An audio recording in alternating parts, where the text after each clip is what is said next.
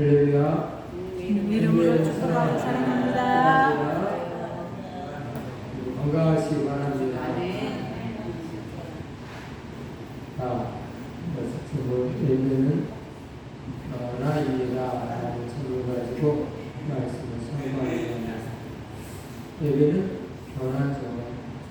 변화가 없는 예배는 문제가 심각합니다. 왜냐? 하나님 마음과 우리와 관계는 대화거든요. 하나님을 인정하는 사람들이 예배를 드리는 거고, 하나님을 신뢰하는 사람들이 하나님의 말씀을 듣고, 하나님의 말씀대로 살겠습니다 라고 하는 것이거든요. 그래서 예배는 변화예요. 그 변화가 없다는 것은 여러분은 방위로 흘렸기 때문에 변화는 거예요. 그래서 문제가 있어요. 그래서 변화를 위해서라면 어떤 삶을 어떻게 해야 되는가? 변화를 위해서는 이 변화를 위해서라면 결단을 해야 돼요. 결단이 없으면 결국 변화가 없어요.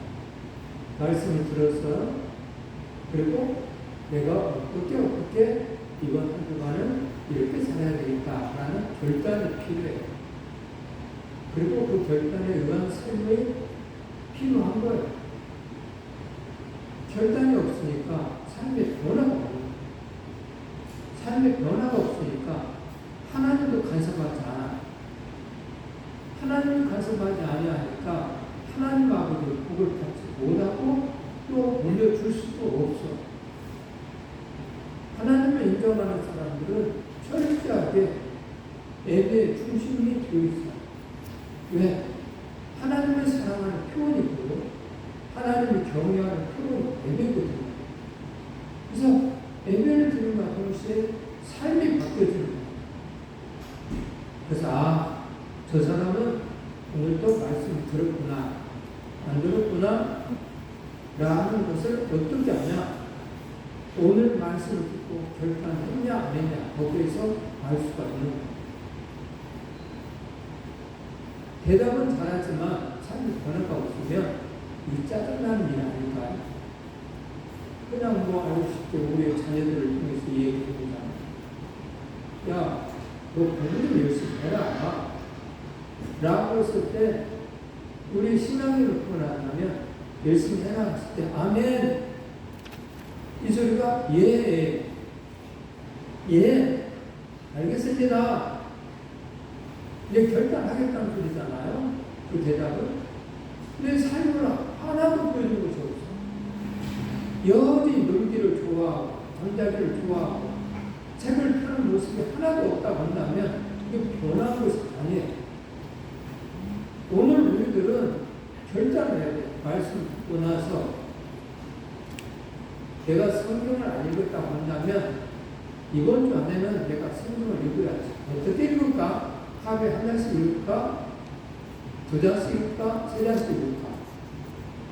또는 내가 기도 생활을 안 했다면 이번 주 안에는 내가 기도 생활을 해야 되겠다. 어떻게 할까? 나는 기도 생활 전혀 안 해봐서 어떻게 할지 몰라. 그러면 난 기도 안 해. 그러면 일부이라도 해야 됩니다. 또 그것도 안 되면 그냥 인사 차원이라도 내가 하나님 앞에 인사 차원을 해요. 하나님 나 일어났어요. 오늘도 지켜주세요. 할 정도로 한번 하나님께 대화를 한번 하는 거예요. 그리고 저녁에 오늘 또 하나님 지켜주셔서 감사해요. 잘 깨요. 이런 결단이 필요하다. 이 결단이 없으니까 삶이 변화가. 그리고 하나님을 신뢰하는 사람들은, 변화하려고 하는 사람들은 또 뭐가 있냐면 오전을 하게 돼 있어요. 베드로의 신앙 가운데 정말 제가 저번에 했던 목사님 은혜 같은 게 있는데 너무너무 베드로라는 사람을 위해서 새롭게 봤습니다. 뭘 새롭게 봤냐? 바닷가에서 풍랑이 있을 때 예수님께서 물가로 걸어오는 장면이 있어요. 그때에 사람들은 막 발걸음을 끌고 있을 때에 예수님이 걸어가셨어요. 그리고 어떤 친구가 주님이시라고 딱 선생이라고 얘기하니까 뭐? 선생이라 눈을 걸쳐 입고 주님한테 뭐라고 말하냐면 나로 가게 하소서, 물가로 걸어가게 하소서 라고 예수님이 말했다는 거예요. 여러분 잘 생각해 보세요. 오늘 저와 여러분들이 배가 풍랑에 일어날 때에 지금 심각한 그런 상황 속에서 나를 물가로 걸어오게 하소서 이 말이 나올까요? 아니면 예수님 살려주세요 이 말이 나올까요? 당연히 예수님 살려주세요 이 말이 나오죠. 근데 베드로는 나로 물 위로 걸어오라 하소서 이 말이 나와요. 이야, 뭔 이런 사람이 있어? 보통 사람들을 살려달라고 해요. 될 텐데 이 친구는 물가로 그리고 걸어오라 라고 말하니까 풍덩 물속으로 들어가더라. 오늘 저와 여러분들에게 예수님께서 말씀하시죠. 이렇게 해라 하면 베드로처럼 물속으로 풍덩 들어갈 수 있습니까? 이게 믿음이에요. 이게 주를 신뢰하는 마음이에요. 근데 오늘 우리들은 뭐라고 말하냐면 예수님 복 주시옵소서 라고 이야기를 해요. 그래 알았다. 주님이 말씀하시기를 내가 너희에게 복 줄게 라고 말씀하면서 항상 해야 되는 거예요. 베드로가 물가로 풍덩 걸어갔던 것처럼 기뻐하라고 하면 예 하고 기뻐하는 삶을 살아야 되는 거예요. 범사에 해야 되는 거예요. 예수의 말씀이 능력이 있고 그분의 말씀을 살면 그때 복이 이루어진다는 사실을 그 말씀을 신뢰하는 사람을 하는 거예요. 베드로처럼 물가를 풍덩 걸어가는 거예요. 뭔 검사에 감사하라고 했다고 해서 또 한다고 하는데 내 삶에 뭔 변화가 있겠어? 이게 아니고 예수님이 분명히 그렇게 범사에 감사하라고 했으니까 이게 하나님 뜻이라고 얘기했으니까 그렇게 하면 그분이 나를 범사에 잘 되게 풀려줄 거야. 이런 신뢰하는 마음이 있었을 때에 한다 이 말. 이런 사람들이 도전을 하는 거예요. 오늘 저와 여러분들이 하나님을 신뢰하면 도전을 해야 되는 거예요. 그래서 변화된 삶을 사는 거예요. 이 주여 주여 하면서도 이 도전이 없으니 무슨 변화가 있고 무슨 체험이 있겠냐 이 말. 체험 없는 신앙은 죽은 신앙이에요. 왜 하나님을 신뢰하는 그런 삶을 살지 않았기 때문에 그런 거예요. 그래서 오늘 저와 여러분들이 변화하려면 영적으로 변화하려면 어떻게 해야 되냐? 영적으로 변화하려면 예배의 3요소가 있어. 예배의 3요소. 첫째는요, 그리스도의 보혈의 피를 생각해요. 그분의 보혈의 피. 그분의 보혈의 피는 오늘 우리들을 정말 깨끗하게 씻어주실 수 있어요. 둘째는 성령의 철저한 기름 부으심이 있어야 합니다. 이게 없으면 안 되는 거예요. 셋째는 부활의 능력으로 세상에 나가서 증인의 삶을 사는 거예요. 이게 영적으로 변화하는 사람입니다. 로마서 7장에 보면 그래 내 마음에 법이 두 개가 있다. 오라 나를 살려줄 것이 무엇이냐 하면서 나는 공고한 사람이다 하면서 육신의 법과 영의 법이 내 마음속에 싸운다. 그래서 늘 내 마음은 원인데 내 마음 하나님께 내드리고 싶고 대로 살고 싶은데 육신의 법이 그 영의 법을 짓눌러서 이기고 있더라는 거야. 야, 미치겠다 하면서 얘기해. 그래서 그러므로 하면서 로마서 8장에 가면 성령의 법이 우리를 해방시켰다라고 하면서 감사하려다 하면서 얘기해요. 다시 말하자면 우리 마음속에 두 가지 법이 늘 삶을 사는 거예요. 세상적인 법과 영적인 법이 함께 사는 거예요. 그런데 영적인 법이 이 세상적인 법을 이겨야 돼요. 세상의 육신의 것들을 이겨야 되는데 내 힘으로는 할 수가 없었는데 성령이 내 마음에 충만히 들어옴으로 해서 세상적인 것을 짓눌러 이겼다는 거예요. 그래서 어떤 것도 다 이길 수 있다는 것이 로마서 8장으로 바뀌어졌고, 로마서 7장까지는 힘들고 어렵고 답답하고 늘 싸우고 어찌하고 공부한 사람이다 하면서 막 이해하다가 8장에 가서 완전히 바뀌어졌어요. 오늘 저와 여러분들이 영적으로 변하는 삶이 바로 로마서 8장에 성령 충만이 바뀌어져 버려요.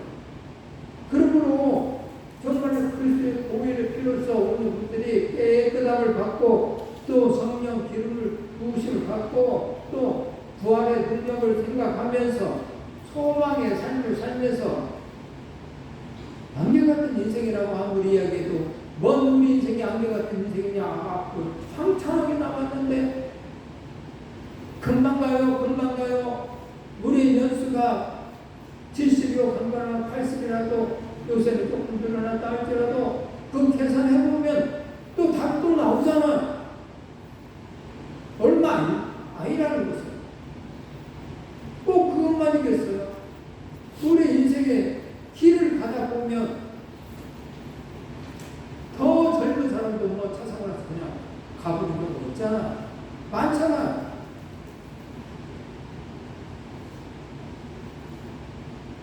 그래서 남의 시간이 얼마 남지도 안 했는데도 불구하고 영원히 살 것처럼 생각하고 있는 그것 때문에 문제가 있다. 영적으로 변화하려면 진정한 내부의 관심은 어디에 있어야 되냐라는 거야.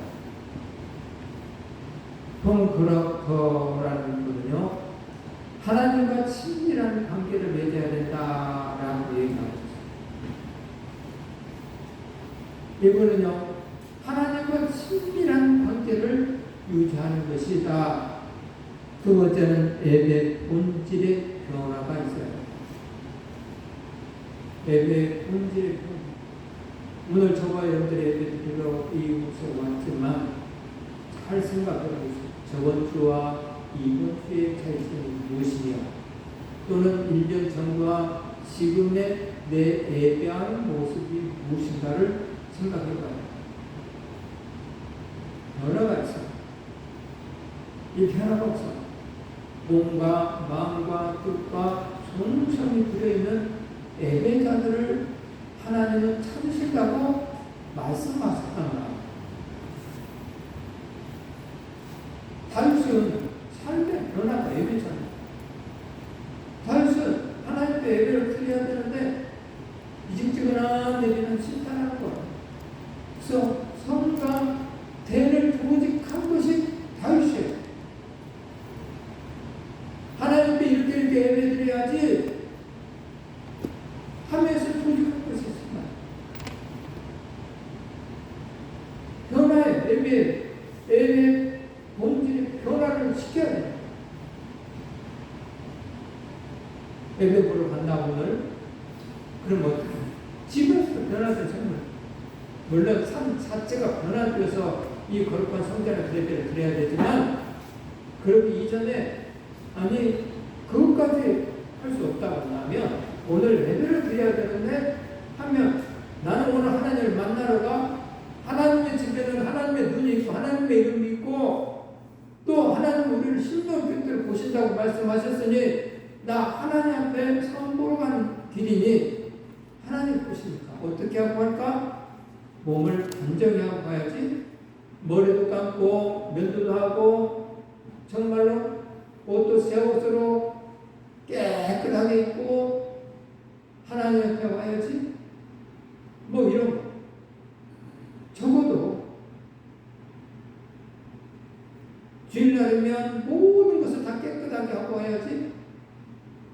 가야 돼. 앞으로 변화된 자신만의 변화된 모습을 하나도 보여줘야죠. 그래야 하나님 인정하는 거 아닐까요? 찾으신다고 그랬으니까. 변화가 없으면 안 돼. 그래서 예배의 본질 변화를 시켜야 돼. 또 하나는 예배 형식의 변화가 또 필요해. 형식이 항상 그랬던 그 형식이 아니야. 변화가 필요해. 본질적 변화가 없는 예배는 공허함만 남는 거야. 본질적으로 내 마음에 하나님 예배 드리는 그 마음의 중심이 만들어지지 않기 때문에 예배를 드릴 수도 집에 가는 길에 오늘 뭐하고 뭘 했는가 이런 부분이 뭘 깨달았나 이런 부분이 아무것도 없어. 그래서 공허해. 근데 그것도 생각도 안 해. 내가 오늘 무슨 말씀을 드렸지? 그리고 내가 오늘 무슨 말씀을 듣고 어떤 결단을 했지? 이런 것이 없으니까 공허해. 이게 이미 이 공허함마저도 없다고 한 다음에 이미 사단의 놀림 속에 있는 거죠. 적어도 공허함이라도 있어야 이건 아닌데 라고 하던데 이것마저 없다고 한다면 한두 번의 삶을 하나님의 뜻대로 살겠다라고 하는 그런 것은 아예 없다라는 것이 거거든요. 그러면 오늘 저와 여러분들이 예배의 이 형식, 예배의 본질, 예배의 친밀한 이 관계를 가지시기를 바랍니다. 그래서 오늘 본 말씀에 그러므로라는 말이 있어요. 1장에서 11장은 전부 교리와 윤리의 분기점이죠. 하나를 묻는 거예요. 그러나 이 그러므로라는 말은 이제는 끝났다는 거 아니에요. 이제는 끝났다가 아니라 접속사예요. 그러므로는 접속사를 통한 의미예요. 또 이어진다. 너희가 이렇게 삶을 살았는데 안 됐지. 그러므로 이제는 이렇게 살아라 하면 하나님 함께 할 거다 라는 뜻이에요. 그래서 오늘 저와 여러분들이 그러나 십자가의 도 예수 그리스도 등등등 이런 접속사적인 부분을 잘 봐야 성경을 이해를 할 수가 있어요. 어떤 사람은 이걸 잘 못 보더라고요. 그러므로 잘 못 보더라고요. 그래서 앞에서 예를 들면 로마서 7장에 있는 말씀 오라 공고한 사람이로다 누가 이 사망의 꿈에서 우리를 건져내랴 우리 안에 육신의 것과 영적인 법이 있는데 늘 싸움의 삶을 살고 있더라. 그래서 우리는 정말 힘들게 신앙생활을 하는 거예요 하고 끝나버려요. 왜? 그런 부류가 없거든요. 그 다음에 로마서 8장 이면에는 그런 부류가 그 얘기는 없으니까 이 신앙생활이라는 것은 이런 거라고 로마서 7장에 써있습니다. 공부하다 늘 싸움 사는 것이라고 이렇게 써있습니다 하면서 옳은 것처럼 얘기해요. 그런 거가 없어가지고 안타깝다. 그래서 자기만의 신앙을 이야기하는 거예요. 신앙이라는 것은 이렇게 올라갈 때도 있고 다시 차고 추락할 때도 있고 이 신앙은 이런 거야. 그게 어디 성경에 있어? 바로 그러므로가 없는 분들은 바로 그렇게 이야기를 하는 거야. 어떤 때는 육신적인 삶을 살다가 또 어느 때는 영적인 삶을 살다가 올라갔다 내려갔다 우리가 성령 충만히 받으면 올라가는 거고 뭐 이렇게 내가 복음을 만들어서 이야기해요. 그러나 성경은 그렇지 않아. 그래서 성경은 이론과 실제편을 연결하고 있다고 이야기해요. 구원받은 자의 삶의 출발, 구원하신 분을 기쁘게 해야 하는 이유, 하나님께 기쁨이면 예배자. 저는 오늘 저와 여러분들은 늘 말합니다. 아직도 이 본질을 모르시는 이 많은 사람들이 있는데 우리 교회는 그렇지 않으리라 생각되지만 오늘 우리가 구원받은 것은 하나님의 은혜, 하나님의 은혜, 내가 잘나서, 내가 지식이 있어서, 내가 똑똑해서, 내가 구원받은 게 아니고, 오늘 우리는 세상 사람들과 똑같이 있지만 하나님의 은혜로 다시 이스라엘 백성들이 애국 땅에서 종 노릇할 때에 하나님의 은혜로 모세를 선택해서 애국에 있는 이스라엘 백성들을 구원해줬던 것처럼 오늘 우리도 세상 속에 있는데 하나님의 은혜로 우리 안에 믿음이라는 선물을 주신다. 사람들을 통해서 내가 똑똑해서가 아니고 그래 전하는 자의 발이여 하면서 좋은 소식을 전하는 발이 아름답다라고 이야기하는 이유가 그거예요. 전하는 그들 믿든 안 믿든 간에 좋은 소식을 전하는 발들이 있어야 그런 입술들이 있어야 그 사람이 하나님의 창세전에 선택된 하나님의 자녀라고 한다면 그 말을 들음으로 해서 하나님 아버지의 믿음의 선물이 그에게 들어감으로 해서 창세전에 선택된 자라면 그 말을 믿어서 거룩한 성전에 나오는 거예요. 그때는 우리는 알 수가 없어. 하나님만 아시죠. 그래서 그가 교회에 나온 것이 하나님의 은혜라는 거예요. 그게 에베소서 6장의 깊은 말씀입니다. 그래서 내가 잘나서 구원받은 것이 아니고 하나님의 은혜로 구원받았다 라고 얘기합니다. 근데 여기서 어떤 것이 끝나? 하나님의 은혜로 우리가 구원받았으니까 끝나는 거 아닙니까? 하면서 여기를 고집을 말 그대로 성경에 100이라고 한다면 90을 여기다가 딱 초점을 맞춰놔버려가지고 우리는 이미 하나님의 자녀입니다. 그래서 앞으로 어떤 죄를 진다 할지라도 하나님 선택된 자녀이기 때문에 다 용서를 받을 수 있습니다. 라고 믿으신 분들이 교회 안에 너무 많아요. 이것을 완전히 자리매김한 지파가 구원파. 그 구원파는 바로 그 자리입니다. 하나님이 이미 선택해서 우리는 어떤 죄도 앞으로 지을 죄까지도 예수 그리스도의 보혈 피를 다 씻음 받았으니 우리는 구원받은 하나님의 사람이다. 라고 얘기하시는 이 구원. 아니죠. 그런 분들, 그분들은 바로 이 그런 적응자가 없다는 구원받은 자녀가 어떻게 살아야 한다는 것을 모르는 우리는 가르쳐주고 있잖아요. 이게 성경에서 미혹되지 아니하면 나는 미혹되어 버리기 때문에 문제가 되는 거예요. 그래서 에베이서 변화는 무엇이냐? 원리를 찾는 것이다. 분명한 기초를 회복하는 거다. 그리고 근본을 확신하는 거예요. 내가 이제 하나님의 자녀가 되었습니다. 내가 LG라는 회사에 다니다가 삼성이라는 회사로 옮겼습니다. 그러면 어떻게? 삼성이라는 회사의 규율을 따라야 됩니다. 그리고 삼성이라는 회사가 잘 될 수 있도록 그 안에서 일을 해야 됩니다.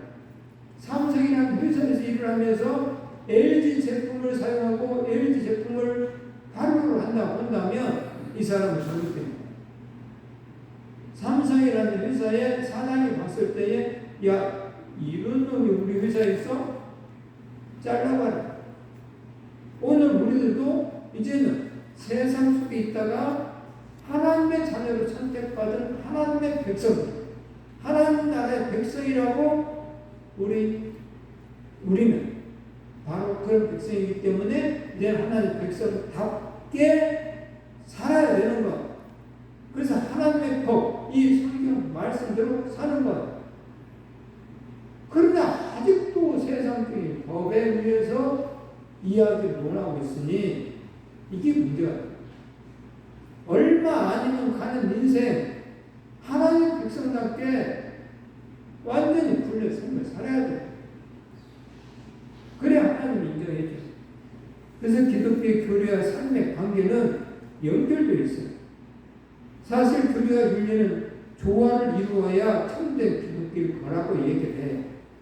교리만 이루고 구체적인 삶이 없다면 이는 진정한 의미에서 다른 기독교 아니에요. 그래서 삶이 없는 기독교 교리, 생명력이 없는 거예요. 교리 없는 삶은 쭉정에 불과한 것이죠. 그래서 오늘 저와 여러분들은 하나님을 믿는 하나님의 사람이라고 한다면 삶이 뒷받침돼야 됩니다. 저 사람은 기도하는 사람입니다. 라는 말을 들으려고 한다면 어떻게 해야 돼요? 기도를 해야 되는 거예요. 저분은 성경을 참 많이 읽습니다. 라는 소리를 들으려고 한다면 성경을 많이 읽어야 되는 거예요. 그리고 성경에 대한 해박한 지식이 있어야 되는 거예요. 저 사람은 신앙생활을 제대로 하는 사람입니다. 그러면 하나님 말씀에 따라서 범사에 감사하고 항상 기뻐하고 선한 이웃을 주려고 애쓰고 힘을 쓰고 섬기고 희생하는 삶을 살았을 때에 저 사람은 신앙생활을 본받을 만한 사람입니다. 라는 소리를 들을 수 있는 거예요. 삶의 관계가 연결되어 있단 말이에요. 근데 이 구원관에 대해서 그런 부분가 없는 구원관을 갖고 있다 보니까 삶에 변화가 없어. 하나님 아버지는 우리 주님 우리에게 새 계명을 주노니 뭐라고요? 서로 사랑하라. 이게 뭐예요? 수평 관계잖아요. 수평 관계. 움직이는 거잖아요. 서로 사랑하는 것은. 근데 이 서로 사랑이 없이 어떤 사람은 하나님만 얘기해. 하나님만 얘기해. 나 하나님을 잘 믿어. 하나님 기도를 얼마나 많이 하는지 몰라. 답답하죠. 하나님 관계만 얘기를 막 해. 엄청 하나님 관계만. 이게 수직 관계만 얘기해. 근데 하나님 아버지는 수직 관계 속에서 우리에게 명령하기를 수평 관계 서로 사랑하라고 이야기하고 있고, 이 서로 사랑 관계를 했을 때 너와 내가 하나다라고 얘기를 하고 있어요. 그래서 아는 거예요. 저 사람 신앙생활 잘해? 그러면 수평 관계를 이루어지거든요. 어제도 어느 교회 집사님 교회에서 장로 장립을 하는데 투표를 했나 봐요. 투표를 했는데 당회에서 어떤 사람이 딱 올라왔는데 그 사람을 카트를 시켰대요. 그 교회 10년째. 근데 실은 그 장로님이 다른 교회에 다녔어요. 그래서 장로 직분을 갖고 조금 직장이 사방 팔방으로 멀리 다녔는가 봐요. 그러다 보니까 교회를 자꾸 옮길 일이 벌어졌고, 이 교회에 온 지가 10년째라. 근데 교회 장로님들이 협동 장로인데 시무 장로가 안 된다. 10년이나 지났네. 그래서 막 꽁알꽁알 막 해. 10년이나 지나고 열심히 일하는데 왜 장로 협동 시무 장로를 안 시켰구나 이야기가 나왔다. 저는 제가 캐치한 것은 다른 거 없어. 제 생각이에요. 제 생각인데 그분은 수평관계가 안 만들어졌어요. 수직관계 하나님과 관계는 이야기했겠지만 수평관계는 없어. 제 생각이에요. 왜? 수평관계를 잘 이루어졌다라고 한다면 왜 신경을 안 시키겠어요? 수평관계가 없기 때문에 안 되는 거예요. 이게 한쪽 말만 듣고 얘기해보면 그럴싸하겠지만 저는 하나님의 명령은 수평관계를 이루는 거예요. 형제를 사랑하지 아니하는 것이 어떻게 보이지 하나님을 사랑할 수 있느냐? 요한 1세 있잖아. 형제를 사랑해야 돼.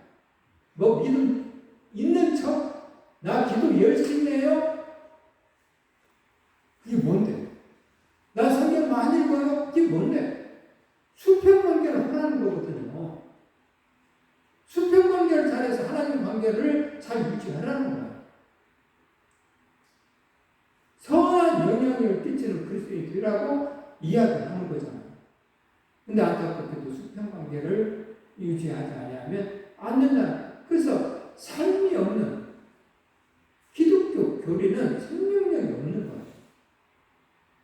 오늘 저와 여러분들이 생명력이 있는 그런 신앙생활이에요. 개혁주의 생명신학 7대 실천 운동이라는 것이 있어요. 오늘 우리 백석에서 하는 거거든요. 백석총회에서 개혁주의 생명신학 7대 실천 운동. 첫 번째는 신앙운동이라는 거예요. 신앙운동. 우리의 신앙과 삶의 유일한 표준임을 믿고 개혁주의 신학을 계승하려는 신앙운동을 하자라는 거예요. 또 두 번째는 신앙회복운동이에요. 오늘날 많은 신앙회복이 없이 사변화된 그런 신앙을 가지고 있기 때문에 다시 한번 생각해보자. 오늘 우리들의 신앙은 다시 한번 생각해보자. 내가 오늘 교회에 갔다가 예배를 드리고 와서 여기에 머무르지 말고 내가 오늘 교회에 가서 하나님께 영광 올리면서 하나님 말씀하시기를 이런 말씀을 주십시오. 그래서 내가 이 말씀을 결단하고 이제 도전을 해서 하나님 기쁘시게 하는 회복하는 그런 삶을 살아야지. 그래서 신앙 회복 운동을 하자. 세 번째로는요, 회개 용서 운동하자. 회개 용서. 회개를 하고 정말 형제를 용서하는 그런 삶이 필요하다. 말만 용서. 한 주간의 삶 동안에 하나님 우리가 알고 모르는 죄를 지었습니다 하면서 기도하고 그 다음 주도 또 그렇게 기도. 어떻게 해서 잘못했다는 부분이 없어. 그냥 습관적으로 알고 모르고 죄를 지었사오니 용서해 주시옵소서. 진정한 회개가 없어. 진정한 용서가 없어. 네 번째로는요, 영적 생명 운동이에요. 영적으로 정말 생명이 있는 그런 운동을 하자. 다섯째는 하나님 나라 운동이에요. 하나님 나라를 위해서 일을 하는 거예요. 그리고 나눔 운동이에요. 나눔 운동. 록펠러라는 사람, 유명한 사람들, 특별히 록펠러가 그렇게 부한 삶을 살았던 것 중에 하나가 이 나눔 운동이에요. 10의 1조를 드림과 동시에 그에게는 또 10의 1을 가난한 이웃을 위해서 저축을 했다. 월급 타면 10의 1을 가난한 이웃을 위해서 베풀었다는 거예요. 야, 오늘 우리 그렇게 해봐야 되는 거예요. 내 삶에, 내 월급에, 내 수입에 10분의 1을 하나님의 것이고 거기에 10분의 1은 가난한 이웃을 위해서 사용해야 됩니다. 뭔 세상의 돼지 새끼들 마냥 여전히 내 거야. 내 쾌락만 위해서, 내 배만 위해서 살지 말고 하나님의 나라와 이웃을 위해서 뭔가 다른. 그리고 7번째는 기도 성령 운동이에요. 이게 개혁주의 생명신학 7대 실천 운동이라. 기도, 성령을 하고 이 운동이 필요하고 오늘 우리에게도 필요하고 기도 성령 운동. 이게 없으면 안 되거든요. 여러분들 집에서도 길에서도 차 안에서도 기도하세요. 늘 기도해야 돼요. 성령 충만히 받아야 돼요. 성령의 임재가 내 안에서 꿈틀꿈틀 하는 것을 내가 느껴야 돼. 감동, 감화, 역사가 내 안에서 느껴야 돼. 그리고 내가 슬플 때, 외로울 때 성령님 역사하심 속에 내가 위로를 받아야 돼. 이런 것이 없다고 한다면 성장할 수가 없어.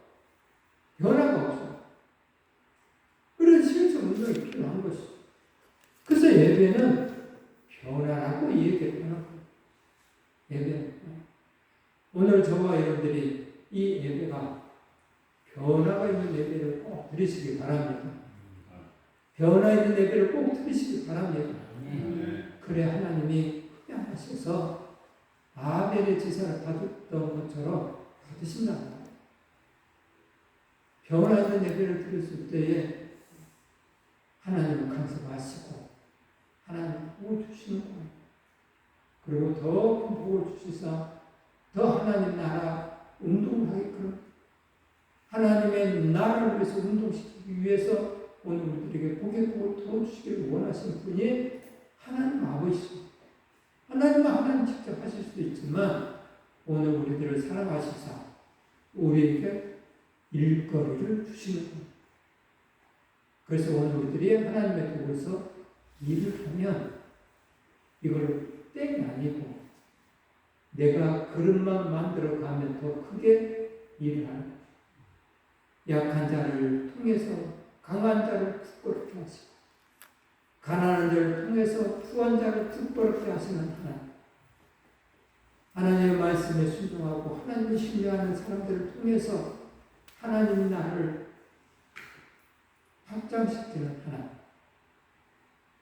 그래서 오늘 우리들이 자꾸 커져가서 영원한 하나님 나라에 여러분들의 천국에 많은 상급을 쌓아 놓아서 영원히 누리는 그곳에서 누릴 수 있도록 지금 오늘 우리에게 복을 주길 원하신 하나님의 마음을 아신다고 한다면 거기에 초점을 맞춰서 삶을 사는 거예요.